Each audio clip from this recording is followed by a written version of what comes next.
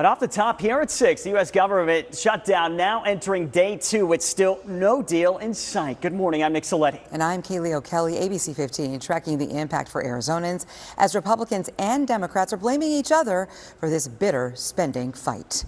We've been talking about essential federal employees like TSA agents, air traffic controllers, law enforcement and military. They're still required to work, but work without pay.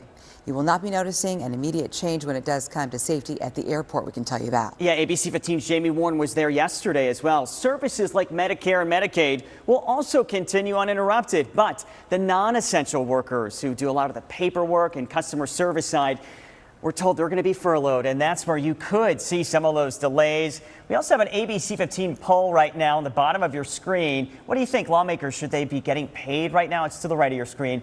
We want you to weigh in right now and let us know your opinions, because we've been listening to you and we know there's a lot of opinions to go around about this. We also know the biggest needs are top of mind right now during all of this confusion, so we're trying to help you sort through it. Yeah, so many people, and Jamie mentioned this, just one paycheck away from needing food assistance, and that means the food banks, they are anticipating an influx of new clients if this government shutdown does last for weeks. Let's get out live to ABC 15's Jamie Warren, who's at the Department of Economic Security this morning. Jamie, as a lot of these federal workers head to work today without getting paid, there's just so much anxiety there, understandably so. So what are you finding out? Well, their first missed paycheck, potentially, Kaylee and Nick, wouldn't be until about 2 weeks from now. But I did have the chance to speak with the CEO of the Arizona Food Bank Network about what federal workers should be doing right now. Take a listen. What advice do you have for maybe a federal worker today who is concerned about what life could look like in a few weeks? The advice I have for a federal worker would be to go ahead and line up things that you know you can access if you need to. Don't wait until the day you think you might need a food box to find the food pantry that might be closest to you. Yeah, that's just the reality right now. That was Terry Shoemaker again, and she tells me that there are about 70,000 federal workers alone here in the state of Arizona.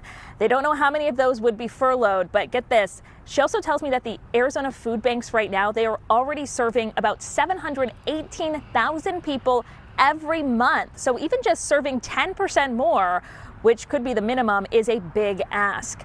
Now, I've been reporting here in the Valley for about 7 years now. Nick and Kaylee, you have as well. And we were all here during that last government shutdown in Arizona, which of course lasted 34 days.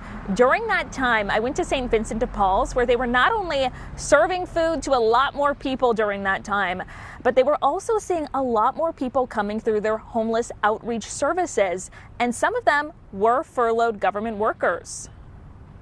She's not going to receive a check on Friday. She was already thinking, you know, maybe I shouldn't buy a Christmas gift. Maybe we should tone things down.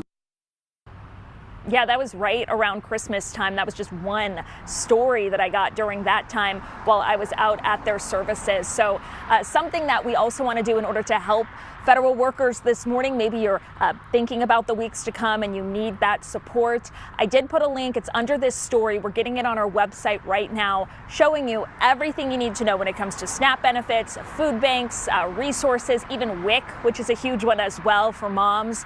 Again, that's all going to be posted on our homepage at abc15.com. For now, Kaylee and Nick, I'll send things back to you. Yeah, and Jamie, you're absolutely right, because we've all been talking to these food banks as well. Even before this, I mean, they were pushed to the max, and then you add this on top of it. But we really appreciate you finding those solutions for families. And doing volunteer work, we both have talked to Jerry Brown, who has said they have never seen a greater need, and this is where the rest of the community can step up and help. Our Jamie Warren live for us this morning. Thank you for that.